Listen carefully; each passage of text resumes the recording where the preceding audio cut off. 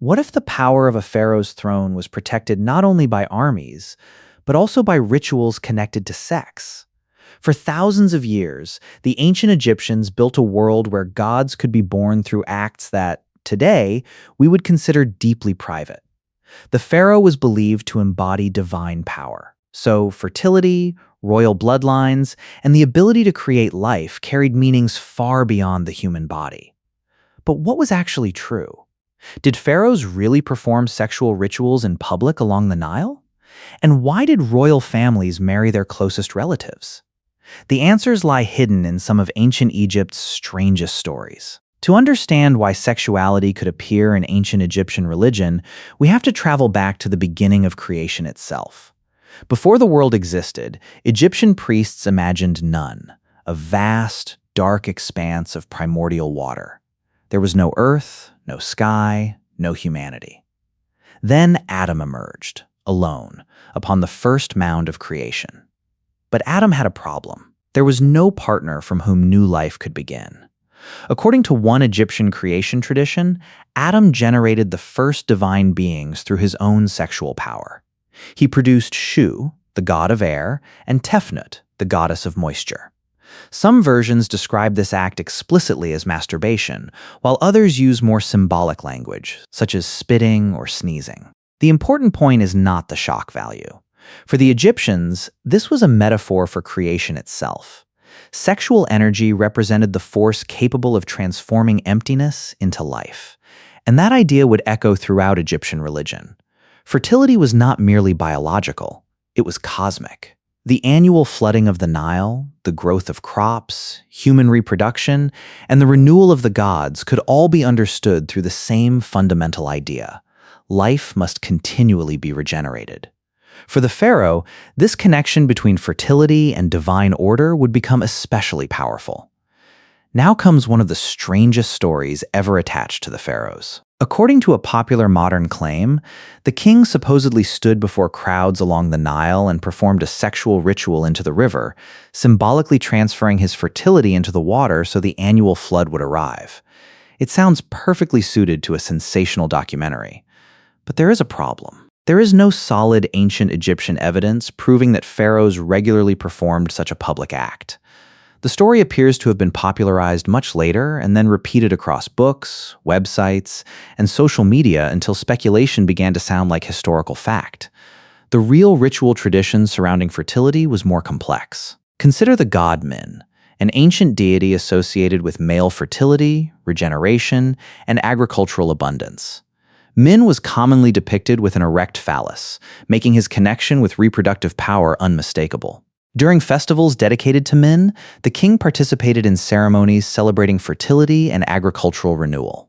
Seeds and crops could symbolize the continuation of life, while offerings such as lettuce were associated with the god's generative power. The distinction matters. Ancient Egyptian religions certainly connected sexuality, fertility, kingship, and the renewal of nature. But that does not mean every sensational story told today actually happened. Sometimes, the truth is stranger and more sophisticated than the myth. But fertility had another meaning inside the royal family: preserving the sacred bloodline. Egyptian kingship was deeply connected to divine ancestry. Myths surrounding Isis, Osiris, and Horus presented a powerful model of royal succession, in which divine family relationships helped legitimize the throne. This helps explain why some Egyptian royal families practiced close-kin marriage. But there is an important correction. It is too simplistic to claim that every pharaoh was required to marry a sister or daughter. Evidence varies between dynasties, and royal marriage practices were not uniform. Still, some cases were remarkably close. Tutankhamun provides one of the clearest examples. Genetic studies indicate that his parents were very closely related, probably full siblings. Modern examinations of his mummy revealed several health problems, including a severe foot deformity and evidence of malaria infection. His tomb contained numerous walking sticks, suggesting that the young king may genuinely have needed assistance when moving. And then there is the Ptolemaic dynasty, centuries later. Cleopatra V married her brothers Ptolemy Shi and Ptolemy Siv, following a royal tradition that helped keep political power within the ruling family. To ancient rulers, preserving dynastic legitimacy could outweigh biological risks. But nature does not negotiate with political ideology. The same bloodline that protected a throne could also carry hidden vulnerabilities into the next generation. Now imagine this. Two gods are fighting for control of Egypt, but the battlefield is not an army or a palace. It is a contest of power, reputation, and divine sexuality. In the ancient story known as the contendings of Horus and Seth, the conflict between the two gods becomes increasingly bizarre. Seth wants to prove his dominance over Horus, while Horus must protect his claim to the throne. One episode involves Seth attempting to sexually humiliate Horus, but Horus outsmarts him, turning Seth's own strategy against him. The story eventually reaches a divine tribunal, where the gods must determine who truly deserves kingship. And here is the fascinating question for you. Why would Egyptian storytellers include something this strange in a story about royal succession? Because sexuality here is not simply about desire. It becomes a language of dominance, humiliation, legitimacy, and power. The myth uses exaggerated imagery to dramatize a political question. Who has the right to rule Egypt? So when you hear this story, don't think only about its bizarre details. Ask yourself what the ancient audience might have understood beneath them. If you were one of those gods judging the case, who would you choose, Horus or Seth? The answer would determine more than a family dispute.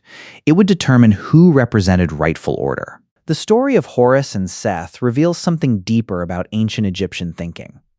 Sexuality was often used as a symbolic language for power. To dominate another person could be imagined as an act of political control, while fertility represented the ability to create, renew, and continue life. This is why Egyptian religious imagery can sometimes appear shocking to modern eyes. But we must be careful not to judge these images using modern categories alone. A pharaoh's authority depended upon something larger than military strength.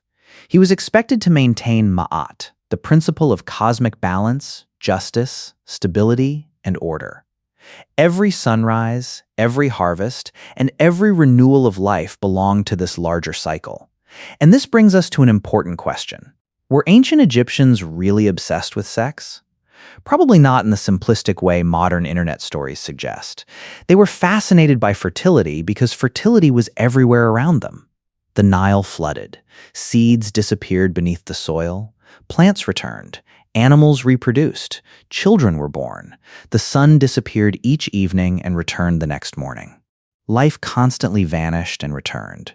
Sexual symbolism gave the Egyptians a powerful vocabulary for describing that mystery. Even humorous and erotic works, such as the Turin Erotic Papyrus, should not automatically be treated as straightforward religious documents. Their imagery may contain satire, entertainment, and social commentary. So perhaps the real mystery is not why ancient Egyptians depicted sexuality. It is why we keep assuming they meant exactly what we would mean today. So what do these strange stories really tell us about ancient Egypt? Not that pharaohs spent their lives performing bizarre sexual rituals. Instead, they reveal a civilization where fertility, kingship, mythology, and cosmic order were deeply connected. From Atum's creation myth to the struggles of Horus and Seth, sexual imagery could symbolize something much larger: the power to create, destroy, renew, and maintain order. And perhaps that is the most fascinating part. The ancient Egyptians were not simply describing sex. They were trying to explain life itself.